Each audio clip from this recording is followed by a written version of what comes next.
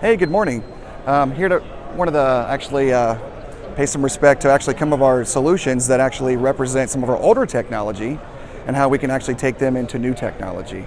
You know, one of the more common platforms that we have to deal with is either our PLC5s or our SLC500 chassis of controllers. So first with the PLC5, you know, by all means, it's a great controller. It's been around for 28 years, and some are still running in manufacturing plants today.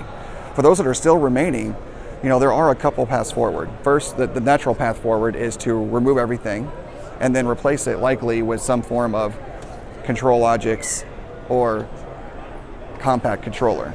But that typically takes, you know, a lot of money, and it's also going to add a lot of time to do that. Typically, if we wanted to help stage that modernization path for a client, we want to talk about steps forward. And that first step actually is one of our newer innovative solutions, and that's using the PLC-5 to 1771 ControlLogix Migration Kit.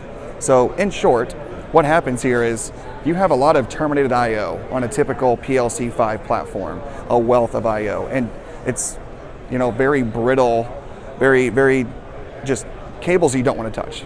Point and simple. So we want the ability to actually take it from old into new with little as work as possible, and while keeping all those terminations still 100% intact. So in short, we remove the controller, we remove those terminated kits, and we essentially put them in a new. And then we take an IFM module, an IFM breakout board, and tie it into our new ControlLogix chassis. So the video here in the background here essentially shows doing 8 I/O modules, and the conventional way that we talked about before would take about 2.5 to 3 hours to do that. This took 6 minutes. Time is money. If we get into the SLC500 chassis, again, a very wide install base. It's still can be even bought new. PLC5, it is an end-of-life technology. It can no longer be bought.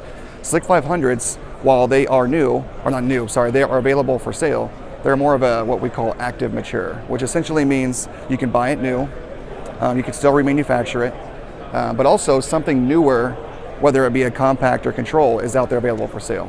So also another way to help with an easier path forward than just ripping and replacing is to actually, it's also built on the amount of I/O. Again, wealth of I/O in a rack. That's a lot of new I/O modules to ultimately have to buy. This actually has the ability, you keep everything intact in your panel.